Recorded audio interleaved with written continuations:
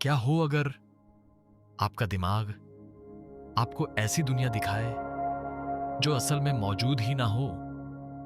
क्या हो अगर आपका सबसे अच्छा दोस्त एक इल्यूजन हो?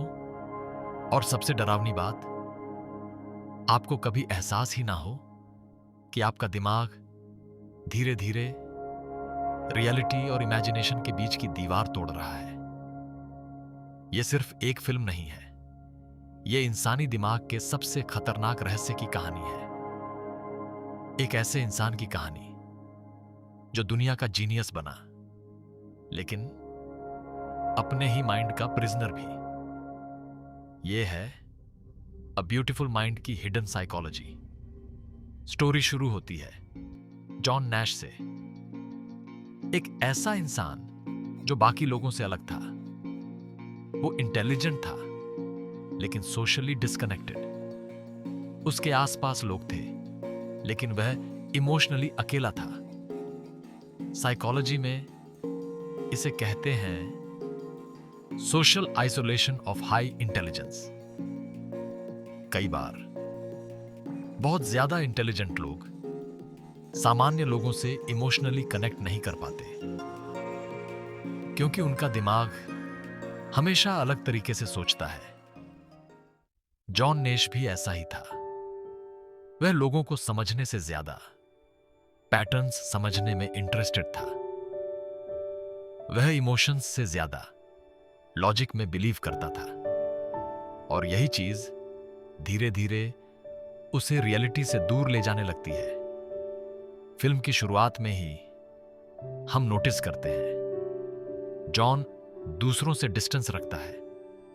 वह पार्टीज अवॉइड करता है, आई कांटेक्ट कम करता है, लोगों से ऑकवर्ड तरीके से बात करता है। यह सिर्फ इंट्रोवर्ट बिहेवियर नहीं था, यह साइंस थे। एक डीपर साइकोलॉजिकल डिसऑर्डर के साइकोलॉजिस्ट्स मानते हैं कि जब इंसान लंबे समय तक इमोशनल आइसोलेशन में रहता है तो उसका दिमाग अपने लिए एक ऑल्टरनेटिव इमोशनल वर्ल्ड बनाना शुरू कर देता है, क्योंकि इंसानी ब्रेन कंप्लीटली अकेला रह ही नहीं सकता।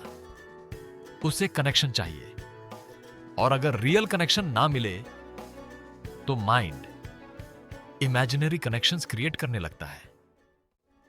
फिर फिल्म में एंट्री होती है चार्ल्स की, जॉन का रूममेट, फनी, केयरफ्री, कॉन्फिडेंट। लेकिन हिडन साइकोलॉजी यहां शुरू होती है, क्योंकि चार्ल्स असल में एग्जिस्ट ही नहीं करता। अब सवाल यह है, जॉन के दिमाग ने चार्ल्स जैसा कैरेक्टर क्यों बनाया? क्यों कोई और नहीं? साइकोलॉजी के अनुसार हमारा सबकॉन्शियस माइंड हमारी मिसिंग इमोशनल नीड्स को पूरा करने के लिए इमेजिनरी पर्सनैलिटीज क्रिएट करता है। चार्ल्स वो सब था जो जॉन खुद नहीं बन पाया। जॉन सोशली ऑकवर्ड था, लेकिन चार्ल्स कॉन्फिडेंट था। जॉन इमोशनली कोल्ड था, लेकिन चार्ल्स एक्सप्रेसिव था। यानी चार्ल्स असल में जॉन की हिडन पर्सनैलिटी थी। कार्ल जॉन्ग की साइकोलॉजी में इसे कहा जाता है शैडो सेल्फ। हमारे अंदर एक हिडन वर्जन होता है जो वो सब करना चाहता है जो हम रियल लाइफ में नहीं कर पाते। जॉन का शैडो सेल्फ चार्ल्स के रूप में बाहर आया, और यही स्किज़ोफ्रेनिया का सबसे डेंजरस हिस्सा है। हेल्यूसिनेशन हमेशा रैंडम नहीं होती, वो अक्सर आपकी सप्रेस्ड इमोशन से जुड़ी होती है। जॉन अकेला था, उसके पास दोस्त नहीं थे, तो उसके ब्रेन ने एक दोस्त क्रिएट कर दिया। लेकिन फिल्म यहीं रुकती नहीं। धीरे धीरे जॉन का इमेजिनेशन और डेंजरस होने लगता है। अब उसे सिर्फ इमेजिनरी दोस्त नहीं दिखते, बल्कि उससे गवर्नमेंट मिशंस दिखने लगते हैं। Secret codes, Russian spice, hidden conspiracies, और यही स्किज़ोफ्रेनिया का टेरिफाइंग स्टेज है। डिल्यूजन, यानी ऐसी फेक बिलीफ्स जिन्हें इंसान पूरी तरह सच मानने लगता है। सबसे शॉकिंग बात यह है, जॉन को कभी महसूस नहीं होता कि यह सब फेक है। क्यों?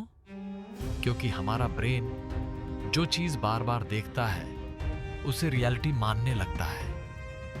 यही कारण है कि कई बार इंसान अपने ही थॉट्स पर ब्लाइंडली विश्वास करने लगता है, चाहे वो थॉट्स गलत ही क्यों ना हो। और हिडन साइकोलॉजी यहां बहुत डीप है। फिल्म हमें सिर्फ स्किज़ोफ्रेनिया नहीं दिखाती,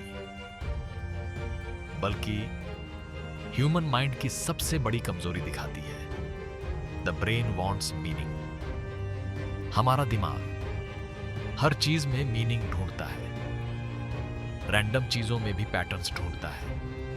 इसीलिए कई लोग कोइंसिडेंसेस को डेस्टिनी मान लेते हैं। कुछ लोग कॉन्स्पिरेसी थ्योरीज पर बिलीव करने लगते हैं। कुछ लोग इमेजिनरी फियर्स क्रिएट कर लेते हैं। जॉन नैश का ब्रेन भी यही कर रहा था। वह रैंडम नंबर्स में सीक्रेट मैसेजेस देखने लगा, क्योंकि उसका माइंड हर चीज को कनेक्ट करना चाहता था। और यही ओवरथिंकिंग का एक्सट्रीम वर्जन है। अब सबसे इंपॉर्टेंट सवाल, क्यों अक्सर जीनियस लोग मेंटल डिसऑर्डर्स का शिकार बन जाते हैं? साइकोलॉजिस्ट्स का मानना है हाईली इंटेलिजेंट ब्रेनज सामान्य ब्रेनज से ज्यादा एक्टिव होते हैं। उनका माइंड कभी ट्रूली शट डाउन नहीं होता। वो लगातार सोचते रहते हैं, एनालाइज करते रहते हैं, पैटर्न्स ढूंढते रहते हैं। और जब ब्रेन हर समय ओवर एक्टिव रहता है तो रियलिटी प्रोसेसिंग कमजोर होने लगती है। यानी जीनियस और मैडनेस के बीच कभी कभी सिर्फ एक पतली लाइन होती है। इतिहास में कई brilliant artists, scientists, writers mental illness से स्ट्रगल कर चुके हैं, क्योंकि एक्स्ट्रॉर्डिनरी इमेजिनेशन कई बार द एक्स्ट्रॉर्डिनरी सफरिंग भी लाती है। जॉन नैश का माइंड इतना पावरफुल था कि वह इमेजिनरी वर्ल्ड को भी रियल वर्ल्ड जितना डिटेल्ड बना सकता था।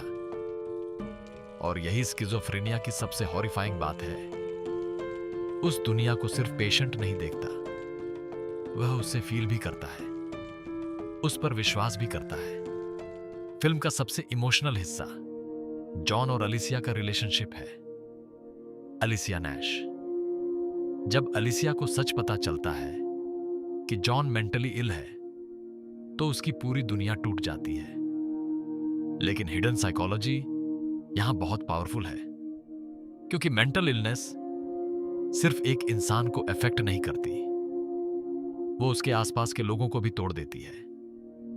स्किज़ोफ्रेनिया वाले पेशेंट्स अक्सर अपने लव्ड वंस पर ट्रस्ट नहीं कर पाते। उन्हें लगता है सब उनके खिलाफ है, और यही चीज रिलेशनशिप्स को डिस्ट्रॉय करती है। लेकिन अलिसिया हार नहीं मानती। वह जॉन को रियलिटी में वापस लाने की कोशिश करती है, और साइकोलॉजी में इसे कहते हैं ग्राउंडिंग थ्रू इमोशनल कनेक्शन। कई बार मेडिसिन से ज्यादा ह्यूमन कनेक्शन इंसान को बचाता है, क्योंकि इमोशनली सेफ एनवायरनमेंट ब्रेन को स्टेबलाइज करने में मदद करता है। जॉन धीरे धीरे सरवाइव करना सीखता है, क्योर नहीं होता, बस अपने हेलुसिनेशंस के साथ जीना सीखता है। फिल्म में एक मोमेंट आता है जहां जॉन रियलाइज करता है कि चार्ल्स की छोटी नीस कभी बड़ी नहीं होती, और तभी उसे समझ आता है कि वो रियल नहीं है। यह सीन सिर्फ रेवलेशन नहीं था, यह साइकोलॉजी का मास्टर क्लास था, क्योंकि हमारा ब्रेन झूठ को बहुत लंबे समय तक मेंटेन कर सकता है, लेकिन ट्रूथ हमेशा डिटेल्स में छुपा होता है। यानी रियलिटी हमेशा इवॉल्व करती है, लेकिन इमेजिनेशन एक जगह फ्रीज हो जाती है। और यही कारण है कि जॉन फाइनली इल्यूजन और रियलिटी के बीच फर्क समझ पाता है। लोग सोचते हैं ए ब्यूटीफुल माइंड सिर्फ स्किज़ोफ्रेनिया की कहानी है, लेकिन असल में यह फिल्म ह्यूमन माइंड की फ्रेजिलिटी की कहानी है। यह फिल्म हमें सिखाती है कि हमारा दिमाग हमारा सबसे पावरफुल वेपन भी है और सबसे डेंजरस एनिमी भी। कई बार हमारे फियर्स, हमारी इनसिक्योरिटीज, हमारा लोनलीनेस इतना पावरफुल हो जाता है कि हम खुद की बनाई दुनिया में जीने लगते हैं। और शायद हम सबके अंदर थोड़ा बहुत जॉन नेश छुपा हुआ है, क्योंकि हम भी कई बार रियलिटी से ज्यादा अपने थॉट्स पर भरोसा करने लगते हैं। हम भी इमेजिनरी फियर्स क्रिएट करते हैं, ओवरथिंक करते हैं, लोगों के इंटेंशंस को गलत समझते हैं और अपने ही दिमाग के ट्रैप में फंस जाते हैं। डिफरेंस सिर्फ इतना है, जॉन नैश का इल्यूजन दिखाई देता था, हमारा इल्यूजन सिर्फ हमारे अंदर चलता है। लेकिन फिल्म का सबसे ब्यूटीफुल मैसेज यह है कि ब्रोकन माइंड होने का मतलब ब्रोकन लाइफ नहीं होता। जॉन नैश अपनी बीमारी से पूरी तरह जीत नहीं पाया, लेकिन उसने उसके साथ जीना सीख लिया। और शायद रियल स्ट्रेंथ यही होती है, परफेक्ट होना नहीं, बल्कि अपनी डार्कनेस के साथ भी जीते रहना। क्योंकि कई बार सबसे ब्यूटीफुल माइंड्स सबसे ज्यादा पेन के अंदर छुपे होते हैं। और यही वजह है कि अ ब्यूटीफुल माइंड सिर्फ एक मूवी नहीं, एक साइकोलॉजिकल एक्सपीरियंस है। अगर आपको यह हिडन साइकोलॉजी समझ आई हो तो वीडियो को लाइक करें और सब्सक्राइब जरूर करें, क्योंकि अगली बार हम किसी और मूवी के पीछे छुपे ह्यूमन माइंड के डार्क सीक्रेट्स को एक्सप्लोर करेंगे।